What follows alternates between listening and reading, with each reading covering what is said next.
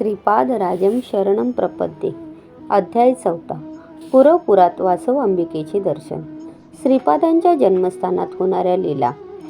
पळणीस्वामींच्या आज्ञेनुसार आम्ही ध्यान करण्याचा संकल्प केला. श्री पळणीस्वामी म्हणाले, बाबा माधवा, वत्सा शंकरा, आपण तिघेही श्रीपाद श्रीवल्लभांच्या आज्ञेनुसार ध्यानस्थ होऊन आपल्याला घडलेल्या ध्यानानुभवाची चर्चा करूया. या अवस्थेत आपणास एखादा उत्कृष्ट आध्यात्मिक परिणाम अनुभवास येईल. भविष्य काळात हुन म्हणजे आत्ताचे इसवी सन हे व्यवहारात असेल. आज हुन शकानुसार दिनांक 25/5/1336 शुक्रवार आहे.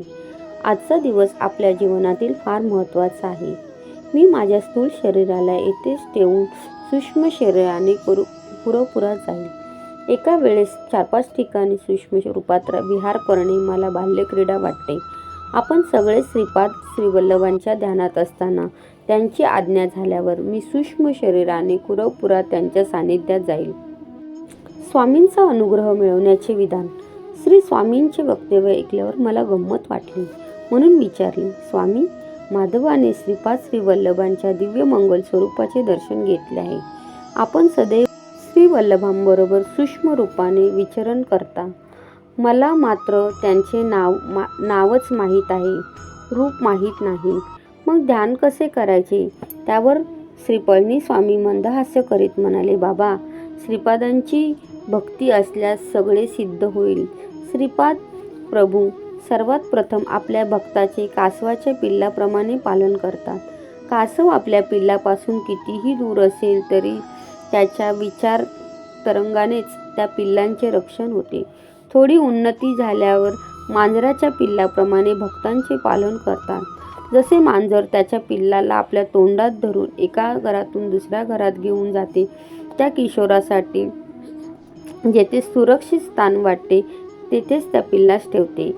त्यानंतर माकडाच्या पिल्लाप्रमाणे भक्तांचे पालन करते.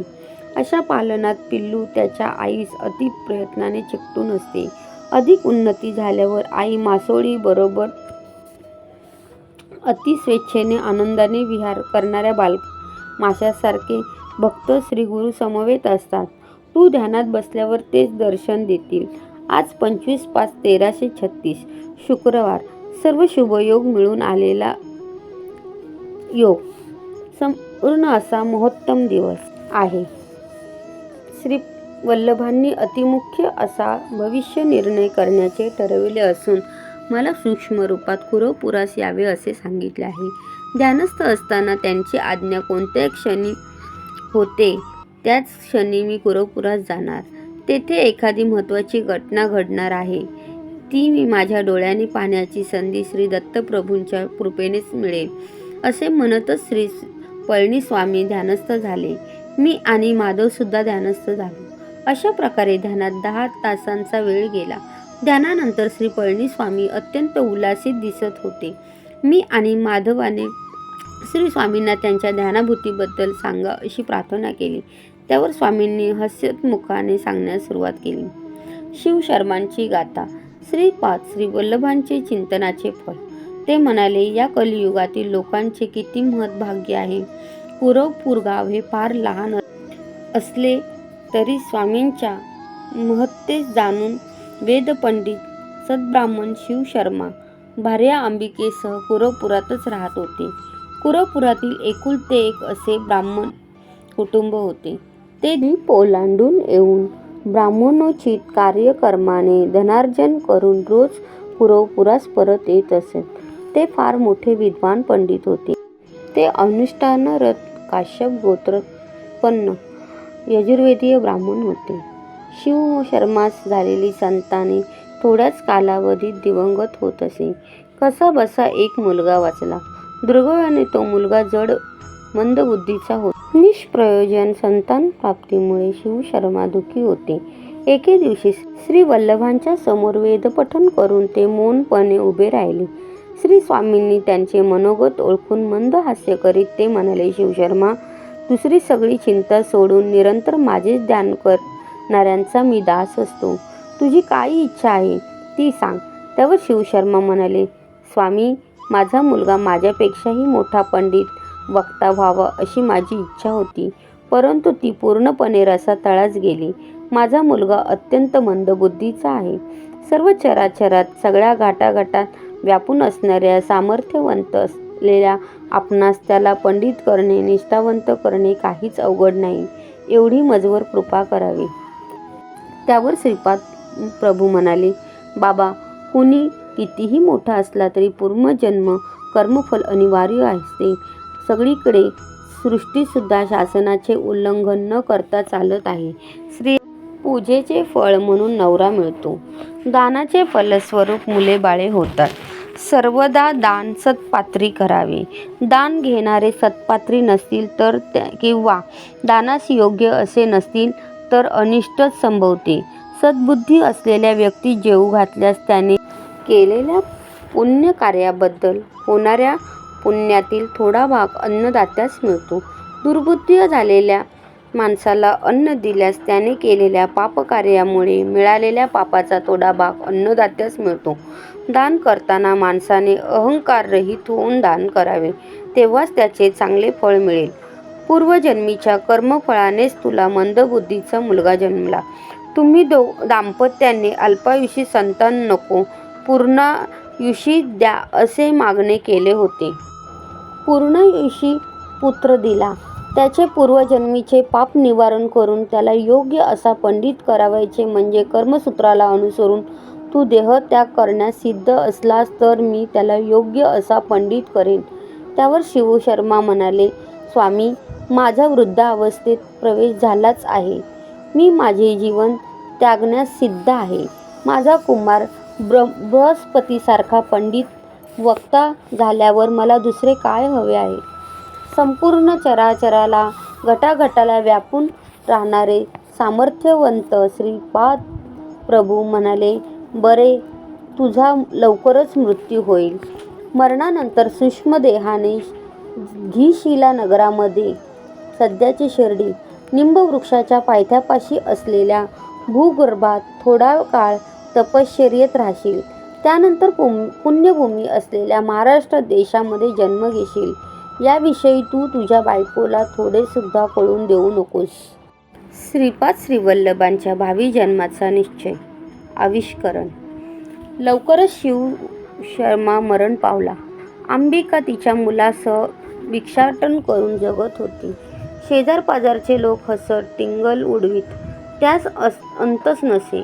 त्या मठ्ठ ब्राह्मण मुलास अपमान असह्य होऊन तो आत्महत्या करण्यासाठी नदीकडे पळत सुटला. त्याची मातासुद्धा असहाय्यपणे आत्महत्या करण्यासाठी मुलाच्या मागे पळत सुटली. त्यांच्या पूर्वपुण्याईच्या प्रभावाने वाटेत श्रीपाद श्रीवल्लभ स्वामी समोर आले. त्या दोघांनीही त्यांनी आत्महत्येच्या प्रयत्नातून सोडविले. श्रीपाद श्रीवल्लभ स्वामींनी त्यांच्या अपार करुणा कटाक्षाने त्या मूर्ख बालकाला महापंडित केले. अंबिकेने शेष जीवन शिवपूजेत घालवावे असा आदेश दिला. शनी प्रदोष व्रताचे महात्म्य सांगून प्रदोष समयास केलेल्या शिवपूजनाचे फळ कसे मिळते याची सविस्तर माहिती दिली. पुढील जन्मी अंबिकेला माझ्यासारखा मुलगा होईल असा वर दिला. परंतु त्यांच्या समयात तिन्ही लोकात कोणीही नसल्याने श्री स्वामींनी पुढील जन्मात तिच्या पुत्ररूपात जन्म घेण्याचा निश्चय केला. नृसिंह सरस्वती आणि श्री स्वामी समर्थ यांचा जन्मसंकल्प. समस्त कल्याणकारी गुणांनी युक्त अशा वासव अंबिकेस श्रीपाद प्रभू म्हणाले, तुझा संकल्प सिद्ध होईल.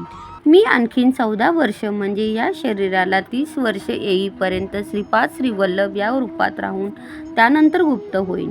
त्यानंतर संन्यास धर्माच्या उद्धारार्थ निमित्ताने नृसिंह सरस्वती या नावाने ओळखला जाईल. या दुसऱ्या अवतारात 80 वर्ष राहील.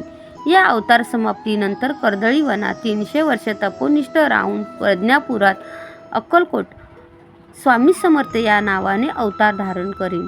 अवधूत अवस्थेत सिद्धपुरुषांच्या रूपाने अपरिमित अशा दिव्य कांतीने अगाध तिला दाखवीन. साऱ्या जगाला धर्मकर्माला अनुसरून त्याविषयी आसक्ती करीन.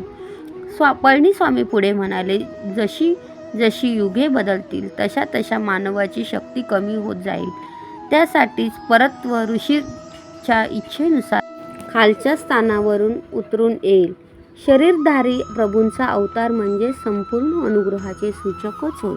अशा रीतीने प्रभुत्व खालच्या पातळीवर उतरण्याचे थोड्या श्रमाने मानवास उत्तम फळ प्राप्त होईल. म्हणूनच कलियुगातील मानव धन्य आहे. केवळ स्मरण मात्रेनेच दत्तप्रभूंचा अनुग्रह प्राप्त होईल. मानवाचे पतन होण्यास जेवढे मार्ग आहेत, श्रीचरणाचा अनुग्रह प्राप्त होण्यासाठी त्याहीपेक्षा असंख्य मार्ग आहेत. हेच परम सत्य आहे. स्मरण अर्चन केल्यामुळे श्रीपाद श्रीवल्लभ प्रभूंशी अनुसंधान घडते. यामुळे साधकाचे पापकर्म, दोष, विषय वासना, संस्कार श्रीपाद श्रीवल्लभांच्या चैतन्यात प्रवेश करतात. त्यांच्याकडून भक्तांना श्रेयस्कर शुभस्पंदनाचा लाभ होतो. श्रीपाद प्रभू साधकाच्या चैतन्यात प्रवेश झालेल्या पापसमुदायाचे पवित्र नदीच्या स्नानानेच निर्मूलन करतात. तसे न केल्यास त्यांच्या योगाग्नीनेच त्या पापांचे जळून भस्म करतात. ते स्वतः तप करून त्या तपाचे फळ त्यांच्या भक्तांना देतात. कर्मसूत्राचे अतिक्रमण न करता भक्तांचे रक्षण करतात. त्यांना अशक्य वाटल्यास कितीही जड स्वरूपी कर्मफलाचे शोषण करून आपल्या भक्तांना विमुक्तीचा प्रसाद देतात. क्षणोक्षणी त्यांच्या कर्मांचा ध्वंस करतात. म्हणून त्यांना त्यांच्या भक्तांची त्यांच्या नकळतच कर्मबंधनातून सुटका होते, मुक्ती मिळते. या पळणीस्वामीच्या वक्तव्यानंतर सुद्धा माझ्या मनातील प्रश्न मिटला नव्हता. मी त्यांना अजून एक प्रश्न विचारण्याचे साहस केले. स्वामी, 7.5च्या त्रासातून शंकराची सुद्धा सुटका झाली नाही असे ऐकले होते. ग्रहासंबंधी त्रासातून श्री गुरु सार्वभौम कशा प्रकारे सुटका करतात याबद्दल माहिती द्यावी अशी प्रार्थना. यावर पळणीस्वामी म्हणाले, बाबा शंकरा, खगोलातील ग्रहांना जीवांशी मित्रत्व किंवा शत्रुत्व असे नसतेच. मानव जन्माच्या वेळी त्याचा प्रारब्ध कर्माला अनुसरून गृहस्फुट जन्म घेतो.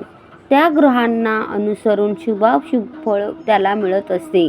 ग्रहांच्यामुळे येणारे सूक्ष्म किरण अशुभ फळ देणारे असल्यास त्यांच्या दोष निवारणासाठी मंत्र, तंत्र, यंत्राने काही फळ न झाल्यास तप, जप, होमाचा आश्रय घ्यावा. या उपायाने सुद्धा उपशमन न झाल्यास श्री गुरु पादुकांना शरण जावे. श्रीचरण सर्व शक्ती संपन्न असतात.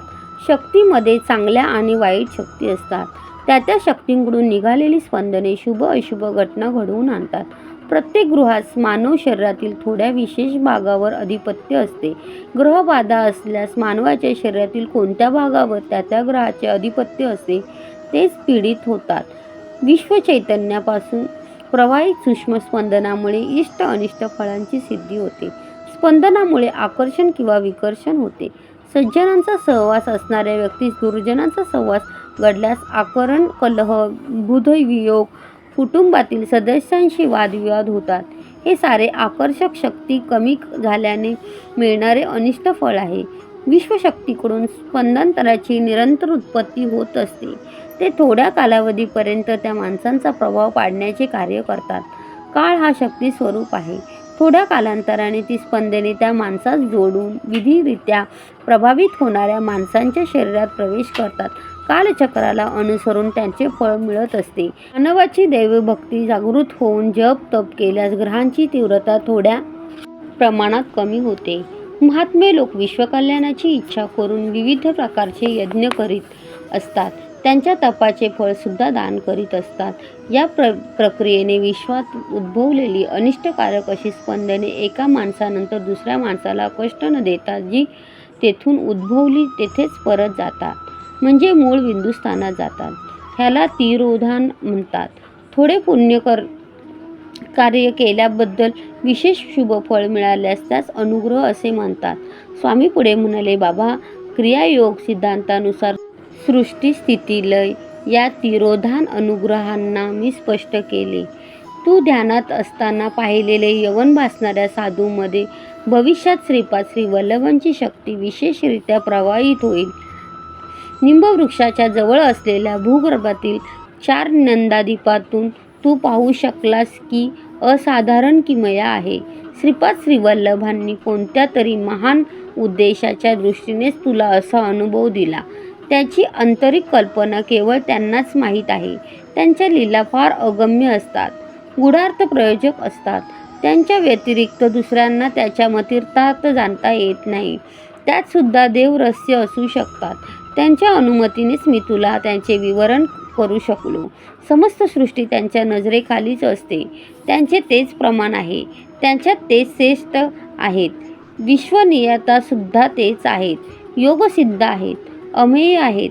ते परिमाणांना, मोजमापांना, परिमितीला साध्य होणारे विषयच नाहीत. श्री पळणीस्वामींच्या या वर्णनाने माझे मन आनंदाने भरून गेले. मी उडपी क्षेत्रातून निघालो.